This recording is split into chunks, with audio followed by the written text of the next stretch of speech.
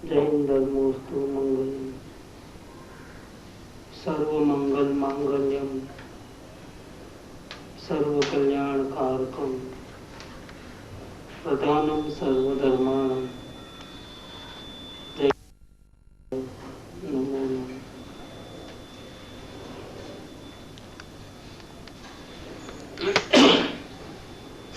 श्रीमद् राजचंद्र वचनामृत पत्र नंबर 335 तीसरा लेक्चर है। कल जो बात चली थी वो फिर से सत्पुरुष કેમ નથી ઓળખવામાં આવતા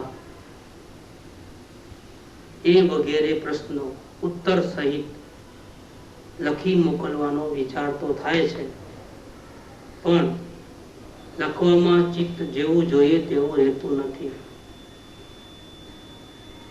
અને તે વળી અલ્પકાળ રહે છે, એટલે ધારેલું લખી શકાતું નથી। जो दिल में है वो बात आत्मा में जो अनुभव में आती है वो मन में सोच करके जितना अनुभव में आता है इतना मन सोच नहीं सकता है, और मन में जितनी बात आती है वो वचन में नहीं आती है, कह नहीं सकते हैं। और वचन में जितनी बात आ सकती है बोल सकते हैं उतना हम लिख नहीं सकते। दूसरा, लिखते वक्त मन का आधार लेना पड़ता है, याद करना पड़ता है, सोचना पड़ता है, कहीं उल्टा पुल्टा ना लिख ले, कहीं कोई गलत ना समझे। क्या वर्ड तो वर्ड रहते हैं, कोई कैसा अर्थ निकालेगा, कोई कैसा अर्थ निकालेगा। निश्चय की बात करे तो पकड़ लिए तो परेशानी, तो व्यवहार को छोड़ देंगे। व्यवहार की बात लिखे तो व्यवहार को पकड़ के निश्चय को छोड़ देते हैं। उपादान की लिखे तो फिर उपादान को पकड़ के निमित्त को भूल जाते हैं। निमित्त को लिखे तो उपादान को भूल जाते हैं। बैलेंसिंग नहीं रहता है, और कहने में क्रम पड़ता है, समझाने में क्रम पड़ता है, लिखने में क्रम पड़ता है। अनुभव में कोई क्रम नहीं है। अनुभव में सब बात एक साथ जान सकते हैं। मैं बाप भी हूँ, मैं बेटा भी हूँ, एक साथ अनुभव में आ रहा है, लेकिन बोलना है तो क्रम पड़ेगा। एक साथ नहीं बोल सकते। बाप भी हो बेटे भी हो, कैसे बोलेंगे? कोई भी एक को पहले बोलना, बाद में दूसरे को बोलना, और फिर अपेक्षा से है। जितने भी कथन है वो क्या है? अपेक्षा से है, उसमें नए लागू पड़ती है। जबकि अनुभव में तो प्रमाण है। सब कुछ अपनी शक्ति, पामरता, द्रव्य, पर्याय, सब अनुभव में तो एग्जिट। अब वो अनुभव की बात सोचना हो या कहना हो या फिर लिखना हो तो फिर इंद्रियों के वापिस गुलाम बनना पड़ता है, और वो गुलाम बनना ज्ञानी को पसंद नहीं। इसीलिए कोई टेंशन सर पे लेना नहीं चाहते हैं। इसीलिए ज्ञानी के जो भी कार्य होते हैं वो सहज होते हैं। डायरी लिखना हो या बुक बनाना हो या कुछ भी हो, वो ऑटोमेटिक होता है। वो उनका कोई प्लानिंग नहीं होता है कि ऐसा करना है। जिस समय में जैसा होने वाला होता है ऐसा हो जाता है। इसलिए बड़े बड़े मुनियों ने शास्त्र लिखे, लेकिन आखिर में बोल दिया कि ये शास्त्र मैंने नहीं बनाया है। ये शास्त्र क्या है कि पुद्गल की रचना है। आप उसका कर्ता मुझे नहीं मानना, इसका कर्ता तो पुद्गल द्रव्य है। आत्मा कैसे शब्द लिख सकता है? आत्मा कैसे सोच सकता है? आत्मा सिर्फ जान सकता है, अनुभव कर सकता है।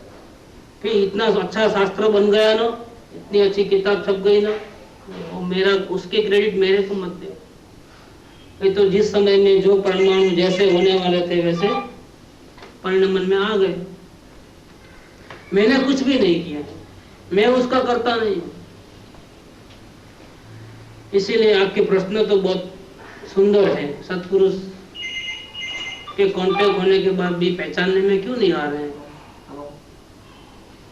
और ऐसे बहुत से प्रश्न सौभाग्य भाई ने कृपादेव को लिखे जो बहुत कीमती प्रश्न है, इसका उत्तर हमको समझने जैसा है, लेकिन क्या करें, अभी मेरा चित्त नहीं चलता है। अभी मेरी आराधना अंतर की ऐसी चल रही है कि इतनी उदासीनता है कि समझाने के लिए, पढ़ने के लिए, लिखने के लिए मेरा उपयोग नहीं रहता है। वहाँ पर वो आत्मा में रहना चाहता है। और ज्ञानी हमेशा सबसे पहले अपना काम करते हैं, फिर एक्स्ट्रा टाइम है, अंदर की साधना इतनी नहीं चलती है, तो फिर अपने गुरु की भक्ति में या अपने गुरु का जो उपदेश है, वो आदेश मिला है, आज्ञा मिली है, वो दूसरों को समझाने में निकाल लेते हैं। जैसे अंदर की धारा बढ़ गई तो किसी के लिए रुकते नहीं। इसलिए कल बोला था ज्ञानी को करुणा नहीं होती है। सामने वाले को ऐसा लगता है कि मेरे पे बहुत करुणा करते हैं, लेकिन ज्ञानी को असल में किसी के प्रति न राग है न द्वेष है। करुणा करेंगे तो फिर अपने वालों के ऊपर ही करेंगे, फिर पराये के ऊपर क्यों करते? लेकिन नहीं, अपने हो चाहे पराये हो, शत्रु हो चाहे मित्र हो, सबके ऊपर, सबके साथ उनका समान रवैया क्यों है? क्योंकि हम समझते हैं ऐसा नहीं है, हमको किसी के ऊपर करुणा नहीं है, किसी के प्रति राग नहीं है, द्वेष तो होने का सवाल नहीं है। सभी परमात्मा है, चाहे शत्रु हो चाहे मित्र हो, सभी भगवान है। वो भले कैसा ही मानता हो, उसका अभिप्राय मैच करे या नहीं करे, लेकिन उनकी दृष्टि में तो खोखा अलग और अंदर का परमात्मा अलग, ऐसा अलग अलग है बिल्कुल। इसीलिए लोग बोलते हैं कि ये आदमी नहीं समझ सकता है, इसको आत्मज्ञान नहीं हो सकता है, तो ज्ञानी ऐसा कबूल नहीं करते हैं। नहीं नहीं, तिर्यंच को भी हो सकता है, नरक को, नरकी के जीव को भी आत्मज्ञान हो सकता है, चुटकियों में होता है, फिर इसको क्यों नहीं हो सकता है?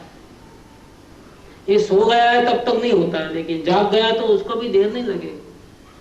चाहे अंजन चोर ले लो, चाहे वाल्मीकि ऋषि ले लो, पापी से पापी आदमी भी एक सेकंड में पलटी मार सकता है। वो जैन कुल में जन्मा हो चाहे कहीं भी जन्मा हो, कैसे भी, क्या खाता है, क्या पीता है, कैसे रहता है, कोई रूल्स रेगुलेशंस नहीं। अंदर से, अंतरड़ी में से मुझे सिर्फ शांति चाहिए, ऐसी अंदर से भावना आनी चाहिए, बुद्धि से नहीं आनी चाहिए, अंतर में से आनी चाहिए। अंतरना आत्मानी अंदरમાંથી, कलेजाમાંથી, आंतरડીમાંથી लगनी लागवी જોઈએ कि मुझे सिर्फ शांति चाहिए, मुझे और कुछ नहीं चाहिए।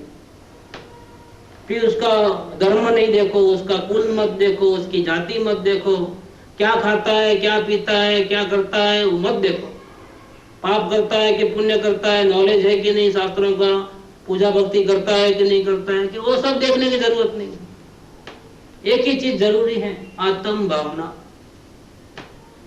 वो जाग गया तो खलास, चुटकियों में काम है। आत्मज्ञान करना कोई देर नहीं लगती, 6 महीना तो अधिक से अधिक है।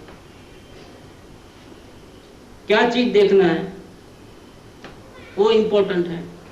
ये 40 नंबर में, जब आप कृपादेव को आत्मज्ञान भी नहीं हुआ था, 40 नंबर का पत्र है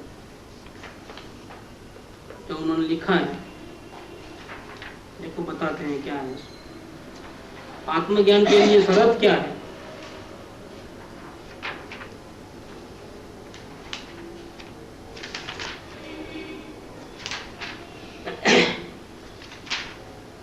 विशाल बुद्धि, मध्यस्थता, सरलता और जितेंद्रियपणु, આટલા ગુણો જે આત્મામાં હોય તે તત્વ પામવાનો ઉત્તમ પાત્ર છે।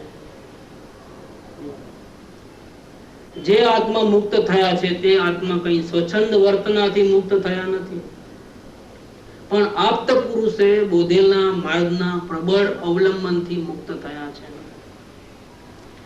અનાદિકાળના મહાશત્રુ રૂપ રાગ, દ્વેષ અને મોહના બંધનમાં આ જીવ પોતા संबंधी विचार पण करी सक्यो नहीं। सबकी फिक्र, लेकिन अपने आत्मा की फिक्र नहीं। अनादिकाल से वही काम किया है। मनुष्यत्व, मनुष्य भाव मिला, आर्य देश, उत्तम कुल, शारीरिक संपत्ति, ठीक है, वो अपेक्षित साधन है, वो तो ठीक है, अच्छा ही, लेकिन सच्चा कारण क्या है?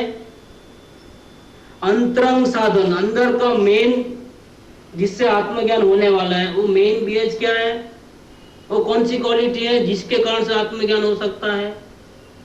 अंतरंग साधन मात्र मुक्त थवानी साची जिज्ञासा ए छे।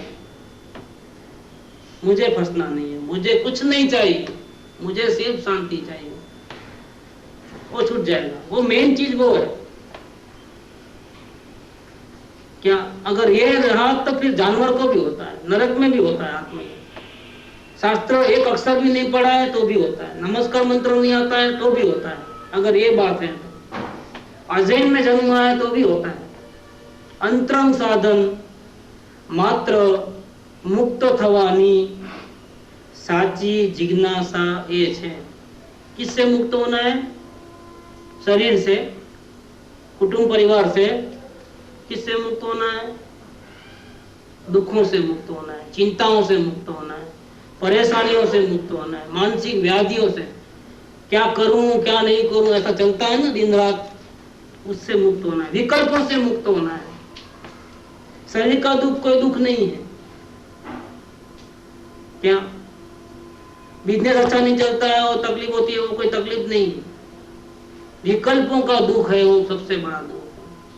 बंधन किससे होता है? खाने पीने से नहीं, खाने पीने के भाव से बंधन होता है, क्रिया से बंधन नहीं होता है। कुछ भी मत करो, लेकिन एक मन में विचार करो पाकिस्तान पे बॉम्ब डाल देना, खत्म कर देना, खत्म, कर्म बंद गए। यहाँ बैठे बैठे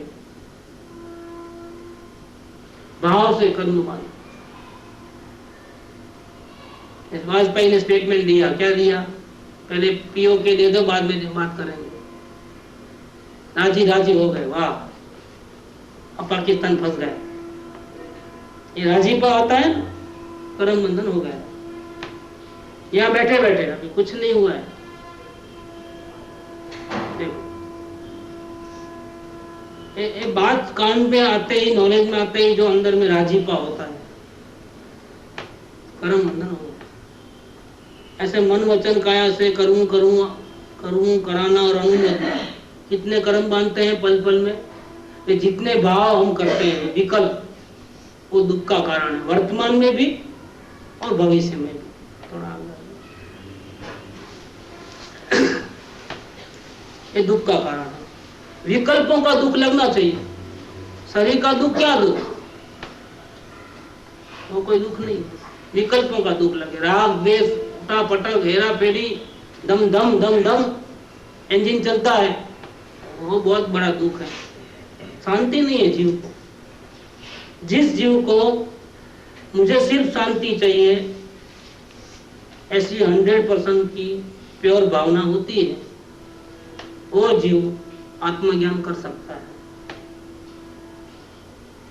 एक बात बताया इधर कि मनुष्यत्व, आर्य देश, उत्तम कुल, शारीरिक संपत्ति ये अपेक्षित साधन है, ये बाह्य साधन है। हो तो भी न हो तो भी इतना कोई फर्क नहीं पड़ता है। मेन साधन कौन सा? मेन साधन, अंतरंग साधन, रूट कोज मात्र मुक्त थवानी साची जिज्ञासा। साची भी और खोटी भी दो होते हैं। सच्ची क्या? कि अगर सच में दुख से मुक्त होना है तो जब तक सुखी नहीं होगा तब तक पीछा नहीं छोड़ेगा। इसको बोलते हैं सच्ची जिज्ञासा। नहीं तो क्या होगा कि मौका आएगा, सत्संग मिलेगा तो पूछेगा कैसे मुक्त होना। जैसे सत्संग छूटा कि वापिस फंस जाएगा संसार में। वो सच्ची जिज्ञासा नहीं थी, वो प्रश्न झूठा था। ये बुद्धि में से आया था, अंदर में से नहीं आया था। आत्मा में से अगर प्रश्न आवे कि सभी दुखों का अंत कर ही देना है, अब पीछे मुड़ के नहीं देखना है, और जब तक शांति नहीं मिले तब तक उसी प्रयास में लगे, तो उसको समझना कि सच्ची जिज्ञासा थी। बाकी ऐसे तो बहुत लोग पूछते हैं सबको सुखी होना है, किसको दुखी होना है पूछते हैं, लेकिन डॉक्टर हमारे घर पे आवे तो पूछते हैं। हम डॉक्टर के पास जाकर के नहीं पूछते हैं। तो ये जिज्ञासा सही नहीं। इसलिए सत्संग में कई नए लोग आते हैं, लेकिन क्या ऊपर ऊपर से आते हैं, पूछते हैं। जितना दिन आने को मिला, सुविधा मिली, आ जाते हैं। नहीं आने को मिला तो चले आते हैं, छोड़ दो। और बहाना डाल देते हैं कि हमको तो आत्म कल्याण करना था, लेकिन क्या करें, ये मुसीबत आई, वो मुसीबत आई, ऐसा हो रहा वैसा हो रहा। काम वाली 10 बजे आती है, हम घर पे पहुंचते हैं तब तक चले आती है, तो काम कैसे करें? इसलिए नहीं आना होता है। घर में कोई दूसरा संभालने वाला नहीं है। ऐसे प्रतिकूलता जीवन में आती रहती है, कुछ ना कुछ प्रॉब्लम तो रहेंगे ही रहेंगे। अब क्या करें? वो आत्म कल्याण नहीं हो रहा है, वो सबसे बड़ा प्रॉब्लम है। लेकिन छोटे छोटे प्रॉब्लम के पीछे एक बड़ा प्रॉब्लम रह गया। 6 महीने में काम हो सकता है, फिर भी ये 6 महीना हमारे पास नहीं है। क्या अटैक आ जाएगा तो 6 महीना बिस्तर पे लेट सकता है, लेकिन आत्मा के लिए वो 6 महीना शांति से, चाहे जितनी तकलीफ पड़े, मुझे आत्म कल्याण कर लेना है, ऐसे भाव उसको नहीं। सत्संग का टाइम और संसार के दूसरे कामों का टाइम एक हो तो किसको चॉइस करेगा? सत्संग छोड़ देगा। सत्संग कभी भी छोड़ना है तो सत्संग को सबसे पहले छोड़ना। डॉक्टर का अपॉइंटमेंट है तो किसको छोड़ना? डॉक्टर हमारे लिए थोड़ा बैठे रहता है। गुरु जी तो कभी भी बैठे हैं, कभी भी फोन करो, डायरी लिखो, कुछ भी करो, रात को 12 बजे भी कोई प्रॉब्लम नहीं है। वो तो करुणा मूर्ति है, डॉक्टर करुणा मूर्ति नहीं है। तो हमको शरीर का प्रेम है तो क्या करें? पहले डॉक्टर को पकड़ ले, बाद में फिर गुरु जी के पास बोल देंगे। आज भी आया है डेक्कन क्रॉनिकल में क्या कि परमिशन लेना मुश्किल है, लेकिन गलती करके माफी मांग लेना बहुत इजी है। क्या अब गुरु से पूछेंगे तो वो तो यही बोलेंगे तुमको शरीर से राग है इसलिए तुम डॉक्टर के पास जाते हो, आत्मा से राग नहीं है इसलिए तुम सत्संग में नहीं आते हो। अब देख लो भाई, तुमको जो करना है करो। तो फिर वहां हमको जरा शर्म आ जाती है, और फिर ना छूट के मन में तो होता है कि डॉक्टर के पास जाके आए, फिर जब गुरु को पूछ लिया है फंस गए। नहीं पूछे तो कुछ नहीं होता, चले जाना एक दफे, बाद में बोले कि क्यों नहीं आया, तो फिर सॉरी मेरे को ऐसा अपॉइंटमेंट था।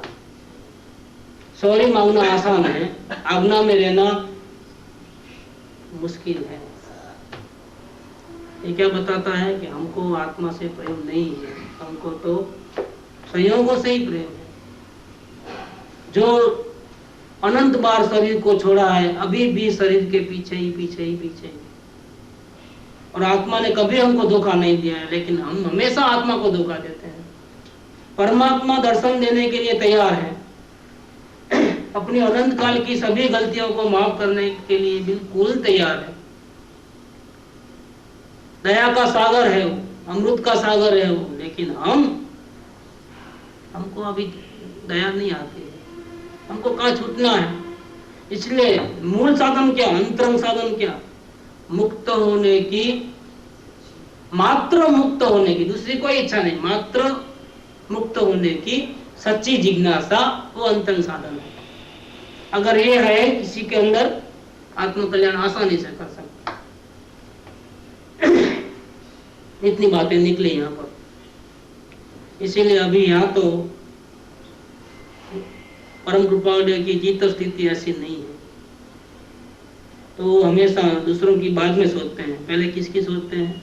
अपने आत्मा की। तो सौभाग्य भाई जैसे शिष्य, जिसके लिए वो खुद पूज्य शब्द लिखते हैं, ऐसे योग्य शिष्य, तो गुरु भी उनको पूज्य कहे शिष्य को, आत्मज्ञान के पहले। खुद ज्ञानी है, शिष्य को आत्मज्ञान नहीं हुआ है, लेकिन फिर भी कितनी योग्यता होगी सौभाग्य भाई के अंदर कि सदगुरु उनको पूज्य सौभाग्य भाई लिखते हैं। हम जैसा का तो काम ही नहीं है, समझ लेना। सौभाग्य भाई के सामने हमारे में से कोई एक भी नहीं कह सकता है, जिसके लिए परम कृपा जैसे गुरु, महाज्ञानी, ज्ञानियों के ज्ञानी, पूज्य शब्द देखे, खास हो गई बात। ऐसे पूज्य शिष्य की बात भी टाल देते हैं, तो नहीं भाई मेरा चित्त स्थिति इतनी नहीं है कि मैं आपको उत्तर दे सकूं। छोड़ दिया, उत्तर नहीं दिखा। चित्त जेवू જોઈએ તેવું રહેતું નથી, અને એ પણ વળી અલ્પકાળ રહે છે, એટલે चित्त का कनेक्शन नहीं है। ज्ञानियों का शरीर के साथ तो कनेक्शन नहीं है, लेकिन चित्त के साथ भी कनेक्शन, मन वचन और काया तीनों भी कनेक्शन छूट गए हैं। और फिर कहाँ कनेक्शन है? हॉटलाइन कौन सी चल रही है? अंदर से ये हॉटलाइन है, उनसे वो एसटीडी पे बात करते हैं, सारी सारी लाइन कट गई है। वो रखे फोन तो दूसरे मिलावे ना, वो रखे ही नहीं फोन तो कैसे करें? अपने आत्मा से बात करते रहते हैं, सिद्धों से बात करते हैं, नहीं वो भजन में आता है, वो सिद्धों से बात करते हैं, सिद्ध भगवान से डायरेक्ट हॉटलाइन चल रही है क्या, और छोड़ते ही नहीं है फोन, दोनों लाइन में पकड़ लिया, दूसरे को कहाँ कनेक्शन है? शरीर को आत्मा से बात करना हो तो कैसे करे, मन को करना है तो कैसे करे, क्योंकि लाइन एक बिजी है।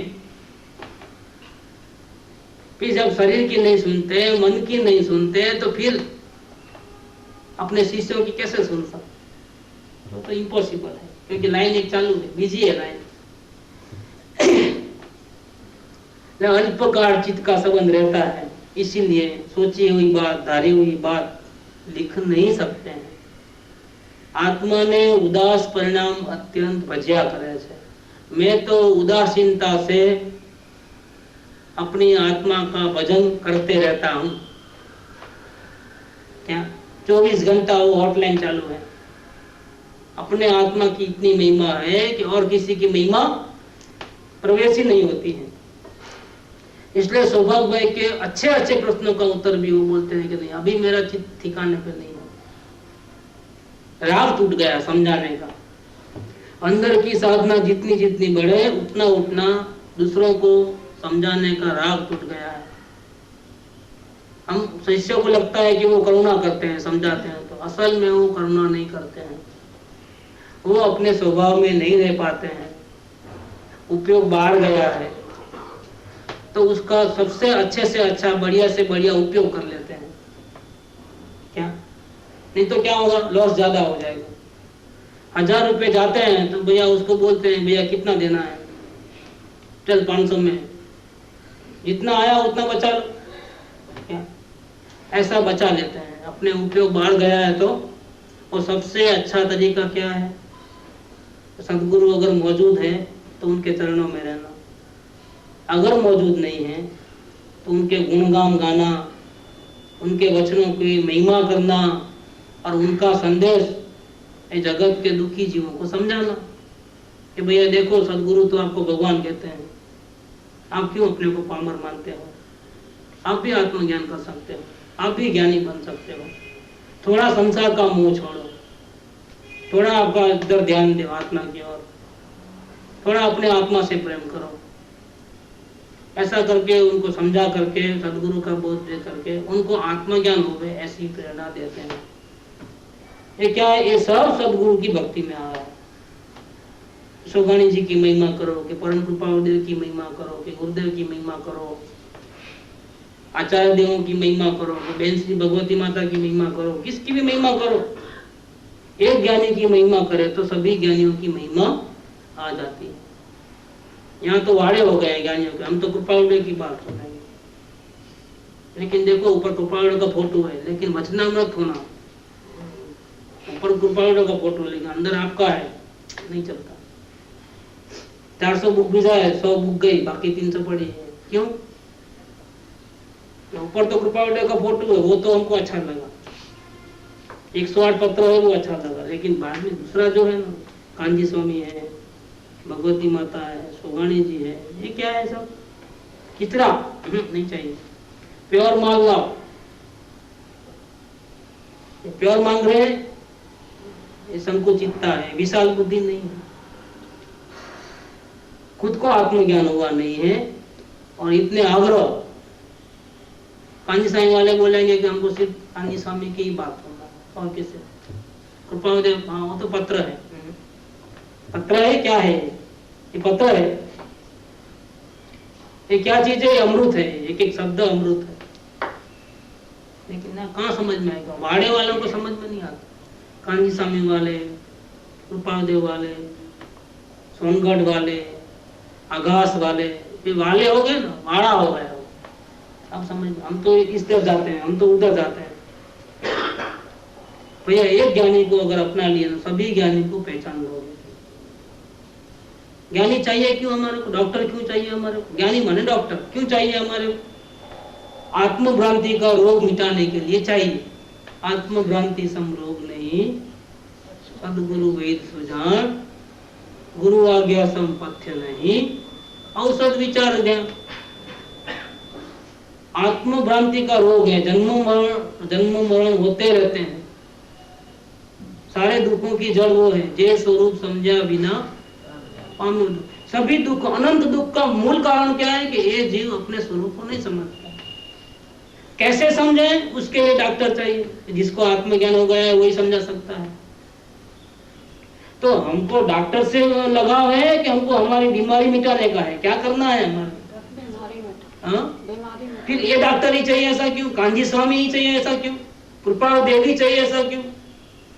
तो वो भटक जाते हैं, फिर दूसरे के नहीं सुनते हो, वो तो वापिस आने वाले नहीं है। अब क्या करोगे? इसलिए 466 में कृपा देव ने क्या कहा है, देखो।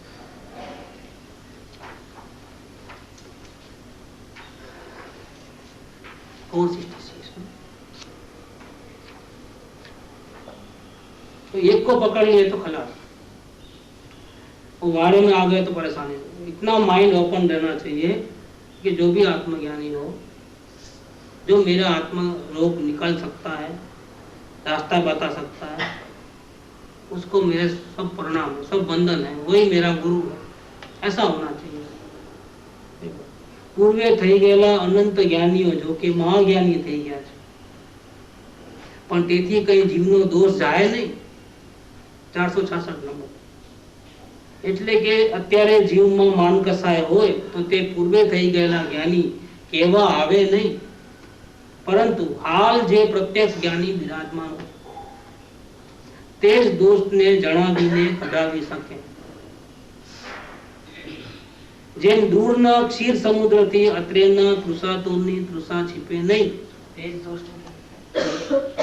દોષને જણાવીને કઢાવી શકે। वर्तमान में प्रत्येक सद्गुरु हो तो वही अपने दोष को बता करके उसको निकालने की कला बता सकते हैं। अभी वर्तमान में ऐसे कई हैं जिनको हम पहचानते हैं। तो सब में बेस्ट कौन सा? अपॉइंटमेंट ही ना मिले वो अच्छा, कि अपॉइंटमेंट जब चाहे तब मिले वो अच्छा? वो भी एक देखने की बात है। क्या कि डॉक्टर बहुत बढ़िया है, प्रोफेसर का प्रोफेसर है, फॉरेन रिटर्न है, लेकिन हमको मामूली बुखार हुआ है, चाहते हैं कि वो मिले, लेकिन उसके वो इतना बिजी है कि वो नहीं, टाइम ही नहीं है उसके पास मिलने की, बात करने की, टेलीफोन पे बात करने की फुर्सत नहीं है। क्या सब पीए लोगों को बात करना, उनको वहाँ कान पे जाना, कब जवाब आए। कृपा जो तो लेटर 7 दिन में पहुंचता था, लेकिन यहाँ टेलीफोन से बात करे तो भी 15 दिन तक जवाब नहीं। जब ऐसा होगा तो क्या कर सकते हैं?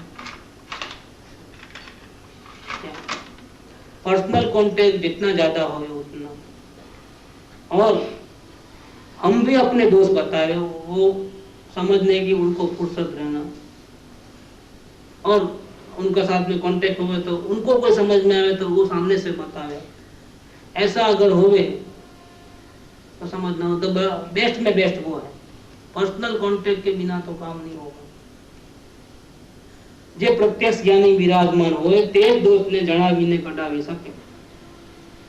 जीव પોતાની કલ્પનાથી કલ્પે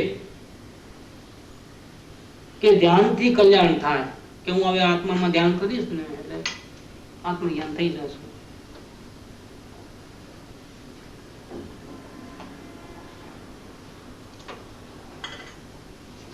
या समाधि से हो जाएगा, या फिर योग से हो जाएगा, या फिर भक्ति से हो जाएगा, या फिर उपवास से हो जाएगा, कोई क्रिया करने से या मंत्र जाप से हो जाएगा, कि आवा आवा प्रकार थी। पण कृपालु कहते हैं देखो, पण तेथी जीवनु कई कल्याण थाय नहीं। जीवनु कल्याण थવું तो ज्ञानी पुरुषना लक्ष्यમાં હોય છે। हमको नहीं मालूम कि हमारे में कैसे दोष हैं। दोष तो ऐसे अनंत हैं, लेकिन उसमें से सभी दोष को ही रोकने वाले नहीं, आत्मज्ञान को। एक इम्पोर्टेंट बात है, क्या हम क्रोधी हैं, हम मानी हैं, हम ऐसे हैं वैसे हैं, ये खाते हैं, जैन कुल में नहीं जन्मे हैं, उपवास आदि नहीं करते हैं, रात्रि भोजन का त्याग नहीं है, कंदमूल वगैरह खाते हैं, ऐसे बहुत से दोष होते हैं। उन तो दोष अनंत नु भाजन छू करुणा, दोष अनंत हैं, लेकिन ऐसे कौन से दोष हैं जो हमको आत्मज्ञान नहीं होने देते हैं? पहले क्या होता है? पहले सम्यक दर्शन होता है, इसके बाद आचरण होता है, सुधरता है। पहले आचरण नहीं सुधरता है, पहले मिथ्या दर्शन जाता है, अनंतानुबंधी पहले जाता है, इसके बाद अप्रत्याख्यान, इसके बाद प्रत्याख्यान, इसके बाद संज्वलन जाता है। अगर कोई पहले आचरण को सुधारने जाएगा तो गलत है, वो ठीक नहीं है। सबसे पहले आत्मज्ञान होना चाहिए। तो आत्मज्ञान को रोकने वाले कौन से दोष हैं? ऐसे तो अनंत दोष है, लेकिन कौन से दोष पहले निकालना? पहले वही दोष निकालना कि जो अपने आत्मज्ञान को रोक रहे हैं। अब वो अपने को तो नहीं मालूम कि कौन से दोष हैं। जैसे खाना खाने का भाव आता है, पानी पीने का भाव आता है, ये भी है तो पाप ही है। सो जाने का भाव आया, आराम लेने का भाव आया, है तो वो पाप ही है, लेकिन वो आत्मज्ञान में बाधा रूप नहीं है। 90% लोग आचरण में ही फंस जाते हैं। वहीं फंसते हैं, झूठ बोलते हैं, व्यापार धंधा करते हैं, 2 नंबर धंधा करते हैं, झूठ बोलते हैं। ऐसा बहुत से दोष हैं।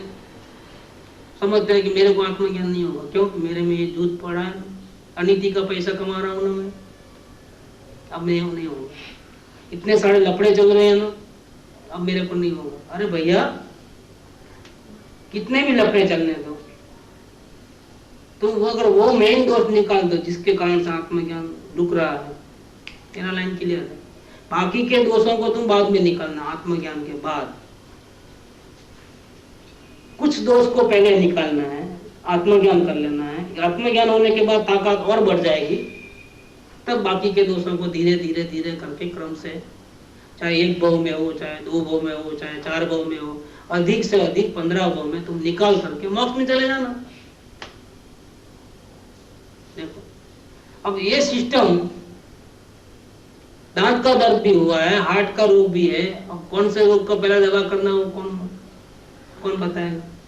दांत का दर्द तो कांस्टेंट है, हार्ट का दर्द तो कभी होता है तब 2-4 मिनट जरा बेचैनी हो जाती है, चल नहीं सकते हैं, वापिस कुछ नहीं, वापिस सब बराबर। और ये तो कंटिन्यूस है। तो 2 रोग में कौन से रोग का पहले इलाज करना? पीड़ा कौन दे रहा है ज्यादा? दांत, तो भी दांत का करना ना पहले। क्यों ऐसा क्यों? वो तो कभी कभी होता है, ऐसा रोज थोड़ा होता है। देखो वहां तो अकल है, वहां थोड़ी, यहाँ अकल नहीं। एकदम प्योर सत्य बोलो तो, अब्रह्मचर्य न होवे तो, हिंसा न होवे तो मुझे आत्मज्ञान करना है, लेकिन वो पॉसिबल नहीं है। बिजनेस तो मैं छोड़ नहीं सकूं, लड़ाई झगड़ा तो होते रहता है, बच्चे सताते हैं तो मारना तो पड़ता ही है। अब मैं आत्मज्ञान के योग्य नहीं हूँ। जब मैं एक भी थप्पड़ किसी को, बच्चों को नहीं मारूं, एक भी झूठा नहीं बोलूं, थोड़ा भी गुस्सा नहीं आवे, तो मैं आत्मज्ञान कर सकूं। अब वो तो होने वाला नहीं है, फिर भटको। कौन से दोष मिटाने से आत्मज्ञान होता है, वो इंपॉर्टेंट चीज है। क्या कहते हैं कि जीवનું કલ્યાણ થવું તો જ્ઞાની પુરુષના લક્ષમાં હોય છે, અને તે પરમ સત્સંગે કરીને સમજી શકાય છે। માટે આમ કરું તો આત્મકલ્યાણ થાય ને આમ કરું તો આત્મકલ્યાણ થાય ને ભક્તિથી થાય ને વાંચનથી થાય ને માળા જપવાથી થાય ને પ્રતિક્રમણ કરવાથી થાય। એકે વિકલ્પ કરવા નહીં, બધા મૂકી દેવા। જ્ઞાની પુરુષ કહે એમ કરવું, બીજી વાત છોડી દેવી। અને પ્રત્યક્ષ જોઈએ અને રેગ્યુલર કોન્ટેક્ટ જોઈએ। 15 દિવસે એક વખત સત્સંગ થાય ન જાવ, क्या 15 दिन तक जागना हो, फिर बाद में एक साथ में नींद ले लेना, क्या ऐसा चलता है? 15 दिन नहीं खाना, फिर साथ में 16वें दिन सब खा लेना, साथ में एक साथ में खा लेना, 15 दिन तक छुट्टी बाद में। ऐसा होता है? खाने को रोज का 3 टाइम बराबर, सुबह दोपहर शाम नाश्ता पानी खाना पीना होता है। स्नान 15 दिन के बाद करना एक साथ में, 15 बाल्टी से नहा लेना, फुहारे में बैठ जाना, लेकिन 15 दिन तक नहीं नहाना। साबु कितना बचेगा मालूम है?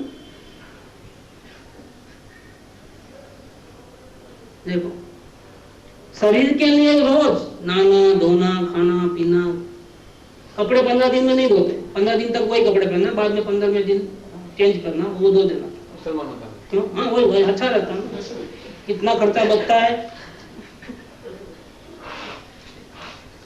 क्या जिससे फायदा हो वो धर्म अपना लेना, मुसलमान बन जाना। दीदी भाई की जरा आइडिया थोड़ा,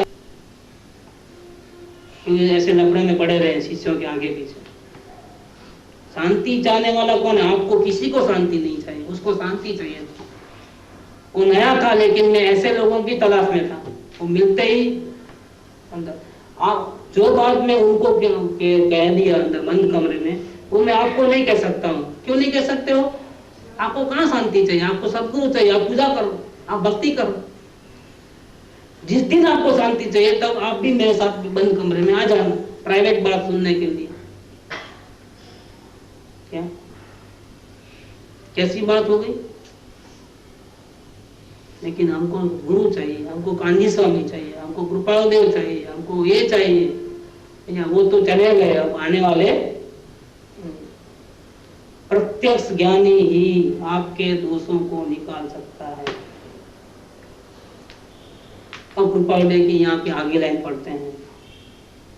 कृपाल देव तो अपने आत्मा की भक्ति कर रहे थे, वो लिखा है आत्मा ने उदास परिणाम अत्यंत भज्या करे थे, इसलिए लेटर लिखने का भी समय नहीं है।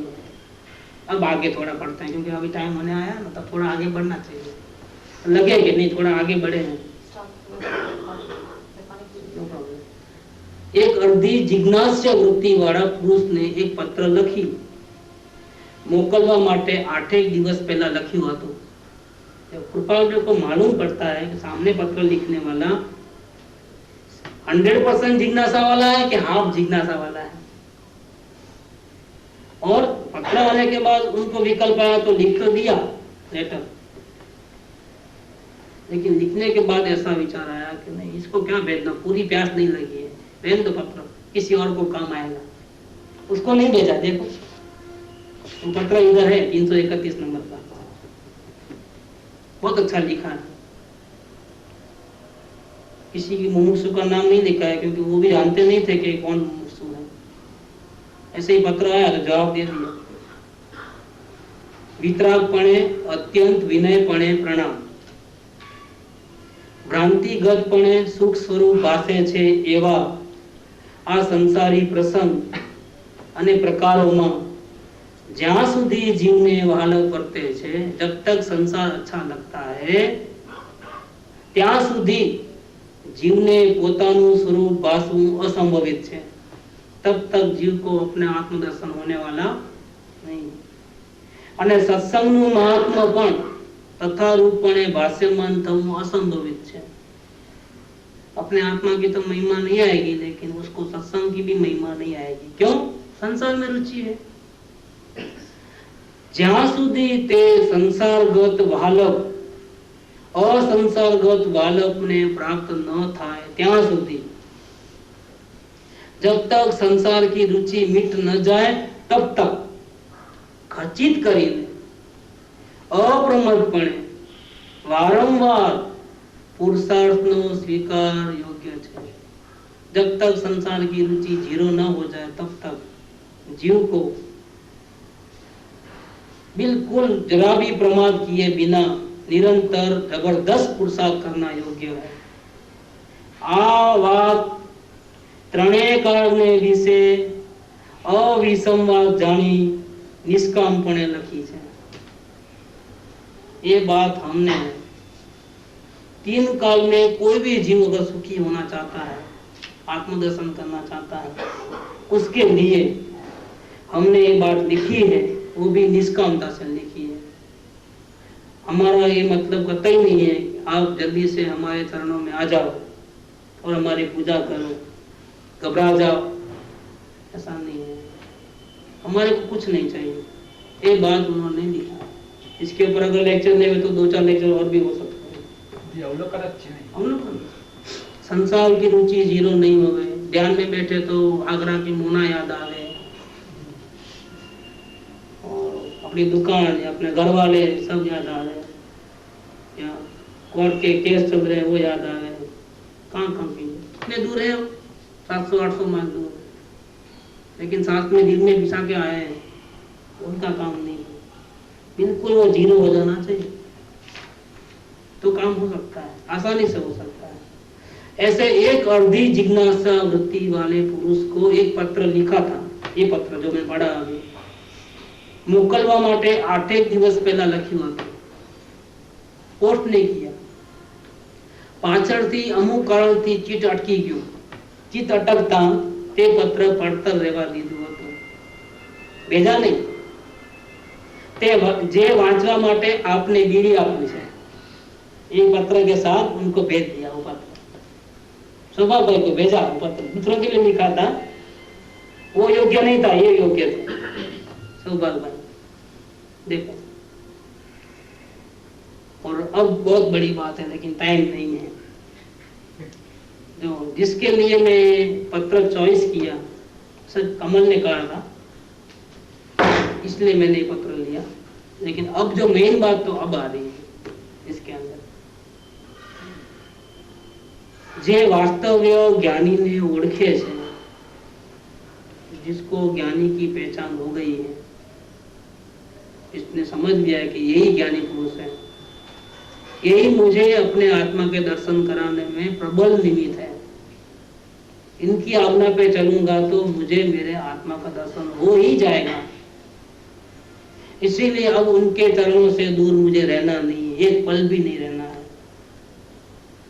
1 घंटा सत्संग मिलता है, इसके बाद वो अपने काम में बिजी, लेकिन मैं अपने काम में बिजी हूँ। कौन से काम में बिजी हूँ कि मेरे मन में वो मूर्ख बस गई है, और मैं भले वो चले गए अपने काम के, लेकिन मैं उनको नहीं छोड़ सकता। मेरे मन में बार बार वो विजुअलाइज हो रहे हैं, उनका बोध, उनका चेहरा, उनकी हंसी, उनकी वाणी मेरे कानों में गूंजते रहती है, उनका चेहरा मेरे आंखों के सामने आता है, उनकी मूर्त मेरे मन में बस गई है, और संसार की कोई चीज मुझे याद भी नहीं आती है।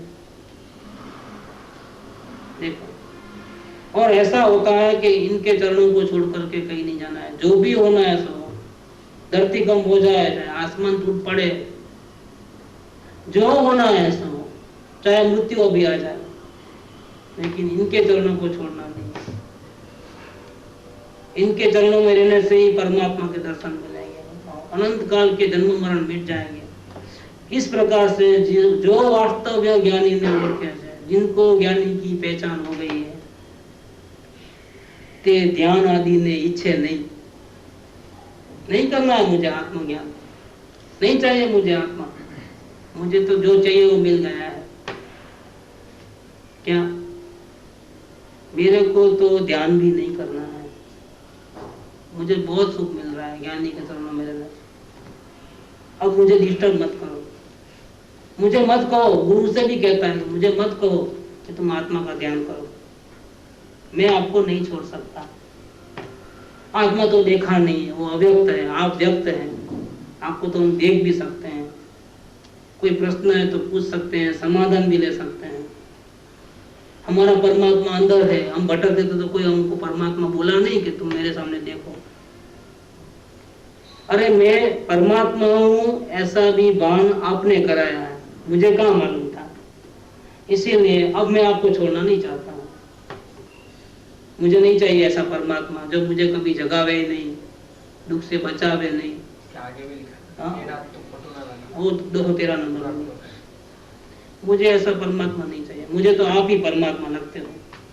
क्या आपके चरणों में जो सुख है, अब मुझे मोक्ष भी नहीं चाहिए। क्या करना है मोक्ष में जाकर के? गुरुवर तेरे चरणों की एक धूल जो मिल जाए, एक धूल जो मिल जाए, तकदीर बदल जाए, तो मुझे नहीं चाहिए। इसीलिए सौभाग्य भाई ध्यान नहीं करते थे। नहीं करना है ध्यान, आप है ना, आप करा देना, आपको कराना है, मेरे को नहीं करना है। कितने निश्चिंत हो गए आप मिले तो मुझे, मैं नरक में कैसे जा सकता हूँ? अगर अभी भी मैं नरक में जाऊं आपके चरणों को पकड़ने के बाद, तो दुनिया आपको बदनाम करेगी, क्योंकि मेरी जिम्मेदारी नहीं, आपकी जिम्मेदारी थी वो। क्या आप बड़े काय को बने, गुरु काय को बने आप? गुरु स्वर्गों की भी अभिलाषा करें, गुरु यहाँ है तो वहाँ कौन सत्संग कराएगा हमारा? अगर हम स्वर्गों में भी गए, गुरु यहाँ हो हमारा, उससे विराह हो, तो वहाँ किसका सत्संग करेंगे, किसके दर्शन करेंगे? ऐसे क्वेश्चन उनको नहीं होते हैं जो गुरु को पहचानता है। तो वो एक सेकंड बाद का नहीं सोचता है, उसको मोक्ष की नहीं पड़ी है, फिर वो स्वर्ग में जाएंगे तो ऐसा होगा, वो कहाँ से बात? नहीं, वही तो कह रही, कहाँ अभिलाषा रहेगी गुरु के सामने उसकी मोक्ष की? रहती नहीं, नहीं रहती है ना। क्या होगा एक सेकंड बाद, मुझे क्या मालूम, गुरु को मालूम। विकल्प ही नहीं आता है इस बात नहीं आता है। मेरा क्या होगा, नहीं, मेरा कुछ भी नहीं होने वाला है, मेरा बाल भी बांका नहीं होने वाला है। परमात्मा साक्षात देहधारी परमात्मा मेरे रथ के सारथी हैं। मैं महाभारत का युद्ध कैसे हारूं? इम्पॉसिबल है। क्या है? हार तुम्हारे हाथों में है, जीत तुम्हारे, अब सौंप दिया इस जीवन को भगवान तुम्हारे। डुबाना है तो डुबा, तिराना है तो तिरा, मेरे को काय को फिक्र कर। इसलिए वो लिखा है कि जे वास्तव्य ज्ञानी ने ओळखे છે તે ધ્યાન આદિ ને ઈચ્છે નહીં, એવો અમારો અંતરંગ અભિપ્રાય વર્તે છે। कंटिन्यूस, जो ज्ञानी को पकड़े मोक्ष है। प्रथम संकित वो मोक्ष है। इसलिए तो कल परसों कहा था ना, मोक्ष मार्ग में प्रवृत्ति बे जणानी છે, एक आत्मज्ञानीनी અને બીજો ભલે આત્મજ્ઞાન થયું નથી પણ જે આત્મજ્ઞાનીના ચરણોમાં રહે છે, એની હર આજ્ઞાને ઉપાસે છે, જાઓ મુક્તિ है। ज्ञानी को पूछ के काम करते हो, ज्ञानी की आज्ञा में रहते हो, एक सेकंड बाद की चिंता नहीं करते हो, संपूर्ण सरेंडर हो, 100% सम्य दर्शन होने वाला है। उसको फिक्र नहीं है, सम्य दर्शन की फिक्र नहीं है, मुक्ति की फिक्र नहीं है, जन्म मरण का डर नहीं है, कुछ नहीं है। वो आत्मध्यान भी करना नहीं चाहता है। इसका डेवलपमेंट कल देखेंगे, और भी एक लाइन नीचे पीछे है। तो ज्ञानी को पहचानना ही प्रथम संकेत है। हाँ, वो मेन बड़ी बात है। और हम लोग क्या करते हैं, शास्त्र पढ़कर सीधा आत्मा के पीछे पढ़ते हैं। एकदम मेरे को गलत है। पहले से ही आ रहा था, लेकिन फिर अभी इधर आ गया तो पहले ज्ञानी चाहिए, बाद में आत्मा, क्योंकि ज्ञानी के पहचाने बिना आत्मा नहीं मिलता है। पहले अरियन भगवान, बाद में सिद्ध भगवान। नमस्कार मंत्र में है, सिद्ध भगवान को क्यों पीछे नमस्कार किया है? हमें संबोधन तो अरियन से स्टार्ट होता है, क्योंकि वहाँ उपदेश मिलता है। हम कौन है वो तो पहचानेंगे कहाँ से? अरियन की वाणी में से पहचानेंगे, तब मालूम पड़ेगा कि हम भी सिद्ध भगवान है और हम भी बन सकते हैं। इसी प्रकार से पहले ज्ञानी पुरुष, जिनको आत्मा का ज्ञान हो चुका है, जिनको रास्ता मालूम है, बाद में आत्मा। वो भी ज्ञानी कहे तो, नहीं तो नहीं, नहीं तो हमको नहीं चाहिए। क्या? और लड़ाई झगड़ा होता है। ज्ञानी बोलते हैं कि नहीं तू आत्मा में जा, बोलता नहीं मुझे आत्मा नहीं चाहिए, मुझे आप ही चाहिए। लड़ाई झगड़ा होता है, और फिर ज्ञानी को तमाचा मारना पड़ता है शिष्य को, सुनता नहीं क्या, जा तेरे आत्मा में, ऐसा करके कड़ी नजर करते हैं, इशारा कर देते हैं। दुखी होकर के रोते रोते वो अपने आत्मा की तरफ जाता है। देखो ऐसा होता है, वो कल बात करेंगे उसके बारे में, बहुत अच्छा है। अभी आगे का बहुत